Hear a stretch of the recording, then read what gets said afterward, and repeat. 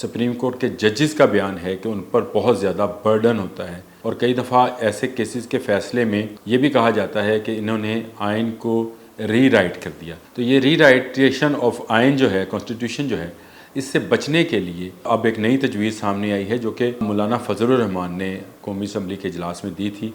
उन्होंने कहा था कि क्यों ना एक नई कॉन्स्टिट्यूशनल कोर्ट बना ली जाए और इनके बिल्कुल एक सेपरेट इसका चीफ जस्टिस होगा, सेपरेट उसके 4 जजेस होंगे, 5 जजेस पर मुश्तमिल ये एक इस तरह से समझे कि बेंच होगा। वो मसला भी हल हो जाएगा जो कि काजी फायजी साहब बार बार कह रहे थे कि वो एक्सटेंशन नहीं लेंगे। तो इस आइनी तरमीम के बाद उन्हें एक्सटेंशन लेने की ज़रूरत ही नहीं पड़ेगी। चेयरमैन तहरीक इंसाफ हैं, उन्होंने कहा कि अखलाकी तौर पर जो है वो काजी फायजी साहब को रिज़ाइन कर देना चाहिए इस अमेंडमेंट के बाद। क्यों कर देना चाहिए, क्या अखलाकियात आज आपको याद आई जब साकिब निसार एंड कंपनी जो है वो अपनी अखलाकियात दिखा रहे थे और ऐसे चुन चुन के जजेस को लगाया जा रहा था जो नवाज शरीफ सियासत के ख़िलाफ़ थे। तो क्या उस वक्त आपकी वो जो है अखलाकियात कहीं सोई हुई थी? ये भी फैसला किया जा रहा है कि जजेस की अपॉइंटमेंट जो है, जो कि पार्लियामेंट का इस्तेकाक है, पार्लियामेंट के पास ही रहना चाहिए। हाय हाय मारे गए लुटे गए, हाय हाय मारे गए लुटे गए।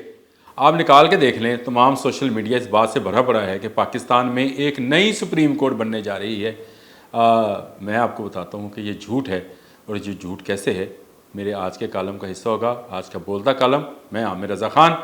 तो पाकिस्तान में एक नई आइनी अदालत का क़याम जो है उसका असूली फ़ैसला कर लिया है हुकूमत ने और आने वाले चंद घंटों में या एक आध दिन में जो है इसकी बाकायदा तरमीम जो है आइन में कर दी जाएगी, जिसके बाद एक 5 रुकनी खुसूसी कॉन्स्टिट्यूशनल कोर्ट जो है उसका क़याम किया जाएगा। और ये कोई नई बात नहीं है, दुनिया भर में 100 से ज़ायद ममालिक ऐसे हैं जहाँ पर ऐसी कॉन्स्टिट्यूशनल कोर्ट्स मौजूद हैं या इसके मुतबादल कोई निज़ाम या इंतज़ाम जो है वो किया गया है। जो बड़े ममालिक हैं उनमें जर्मनी है, जनूबी कोरिया है, हमारा मुस्लिम दोस्त मुल्क है मिस्र वहाँ है, यहाँ इटली है।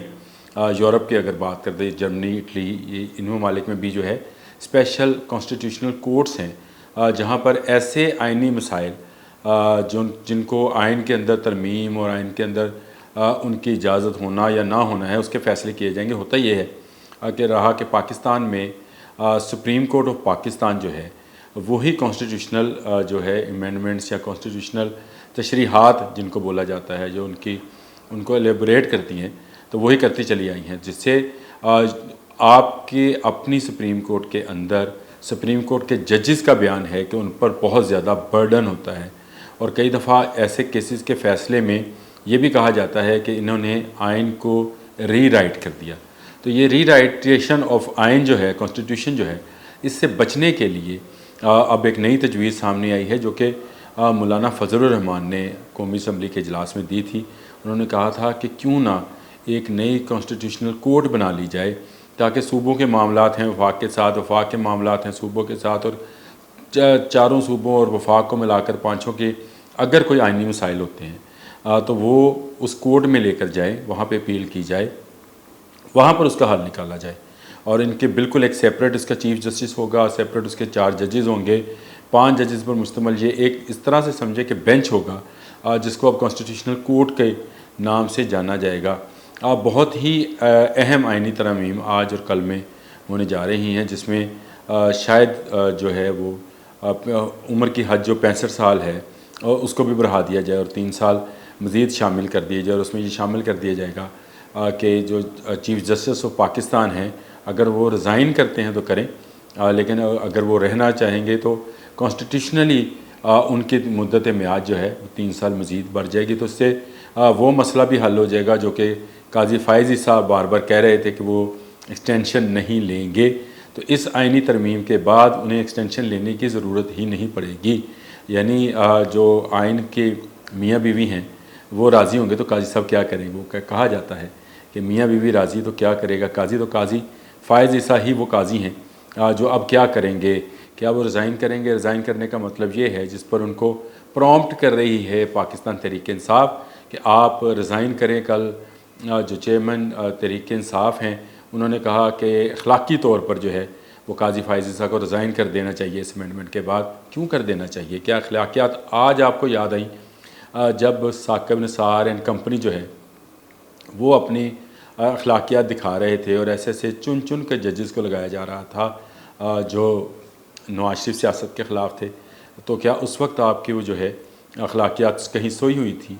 जो अब आप कह रहे हैं कि ये अखलाकियात का तकाजा है कि चीफ़ जस्टिस जो हैं इस आइनी तरमीम के खिलाफ रिज़ाइन कर दें। देखिए, आइनी तरमीम बन गई तो आइन का हिस्सा बन जाएगी, और अगर आइन का हिस्सा बन जाती है तो उसके बाद चीफ़ जस्टिस हो पाकिस्तान हो, आमिर रज़ा हो, वज़ीर आज़म हो, आर्मी चीफ़ हो, सबको उस आइन का एहतराम करना है। तो मेरा अपना ज़ाती ख्याल है कि काजी फ़ाइज़ ऐसा कोई फ़ैसला नहीं करेंगे जो उनको उनकी आइन दोस्ती के ख़िलाफ़ हो। वो हमेशा आइन की बात करते हैं और कहते हैं कि आइन के ऊपर कोई नहीं है, उन्होंने साबित भी किया।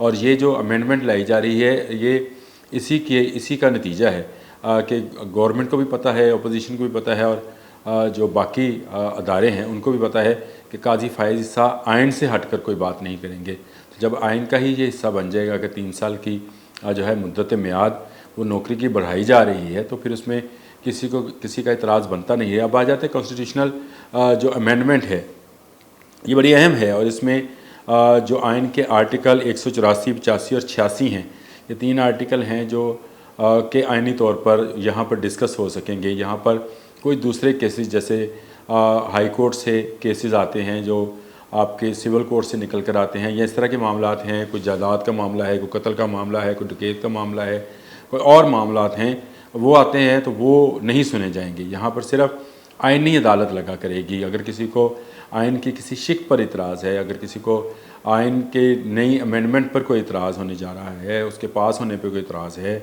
कोई आइनी मसला कहीं पे आकर फंसा है वफाक और हुकूमत के मबैन, उसका फ़ैसला इस कॉन्स्टिट्यूशनल कोर्ट में होगा।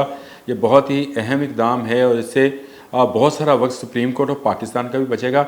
और कॉन्स्टिट्यूशनल कोर्ट बनने से कोई नई सुप्रीम कोर्ट बनने नहीं जा रही है, कोई नई सुप्रीम कोर्ट के फ़ैसले जो हैं इस पर लागू नहीं होंगे। मैंने आपको बता दिया 184, 85 और 86 3 आइनी शिक्के हैं जिनको यहाँ पर डिस्कस किया जाएगा, और 3 आर्टिकल जो हैं उनको यहाँ पर उसकी वजाहत की जाएगी या उस पर फ़ैसला दिया जाएगा, जो फ़ैसला सबके लिए काबिल कबूल होगा। और उस पर भी अगर किसी को इतराज़ कोई होता है तो फिर शायद उसको सुप्रीम कोर्ट ऑफ पाकिस्तान में ले जाया जा सकता है। लेकिन इस 5 रुकनी जो अदालत है इसका फ़ैसला चैलेंज करने के लिए फिर फुल कोर्ट होगा, तमाम जजेस जो हैं वो आएंगे। अब जो अमेंडमेंट होने जा रही है उसमें शायद जजों की तादाद जो है उसको भी बढ़ाया जा रहा है, और ये भी फ़ैसला किया जा रहा है कि जजेस की अपॉइंटमेंट जो है, जो कि पार्लियामेंट का इस्तेकाक है और पार्लियामेंट के पास ही रहना चाहिए, वो जो छीन लिया गया था उसको भी वापस लिया जाएगा कि जजेस जो हैं उसका इंतखाब जो है पार्लियामेंट और पार्लियामेंट से मुंतखब करदा लोग जो हैं वो करेंगे। तो बहुत अहम अमेंडमेंट्स, बहुत अहम दिन हैं। इसी हवाले से मैंने आपको कहा कि बहुत सारे ट्रोल्स, बहुत सारे सोशल मीडियाई एंकर्स और एंकरात, और फिर उसके बाद टीवी पर होने वाले प्रोग्राम से आपसे कहा जाएगा हाँ है नई सुप्रीम कोर्ट बन गई, हाय हाय नई सुप्रीम कोर्ट बन गई।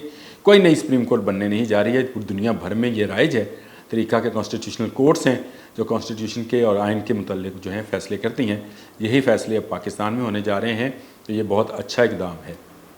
आज के लिए इतना ही। अल्लाह हाफ़िज़।